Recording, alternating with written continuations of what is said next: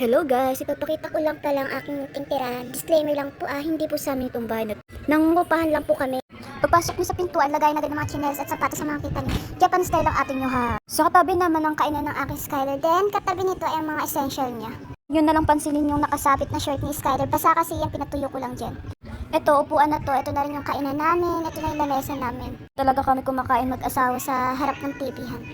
Para sa akin, sakto na tong laki ng bahay na to. Nagagawan ko naman siya ng paraan. Ako nga lahat yung nag-decorate yan. Ako lahat nag-ayos. Pero yung asawa ko, di ko na maasahan kasi pagod din siya sa trabaho. Then, dito naman mga gamit ko pang paganda ko. Lahat ng mga essential ko andito na. Nakikita nyo palang picture dyan, yung binyag yan ng anak ko. Ito pala di ko napakita. DIY ko lang pala yan. Simula nung buntis ako hanggang sa nanganak ako ay yung picture ni baby. Wala nga pala ito sariling kwarto. Ayan. Kikita nyo, as kwarto agad dyan, higaan namin. Wala kami privacy. Kapan kasi akong maglagay ng kortina, lalo na ngayon mainit. Ayun nga pala mga sobrero ni Skyler. Naglagay pa kasi ako ng mga kortina, sobrang init talaga ngayon, lalo na summer na ngayon. Makikita nyo, puro gamit ni Skyler nandyan. Ayun nga pala yung tarpaulin ni Skyler na nagpinyag siya. Nilagay ko na lang dyan sa gilid ng higaan namin para may design naman. Iyak mong iyak. Diyan ka muna, magbantay ka muna kay Skyler. Mamaya ka na anak, video lang si mama. Then, ito yung kusina namin. Wala nga pala siyang linoleum. Ay, marami kaming hugasin. Bukas ko na hugasan yan. Simple lang naman kusina ko. Nandiyan yung lamesa ko, mga lagayan. Ito yung likod ng pintuan.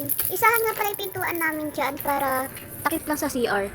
na balang araw magkaroon din kami ng sariling bahay.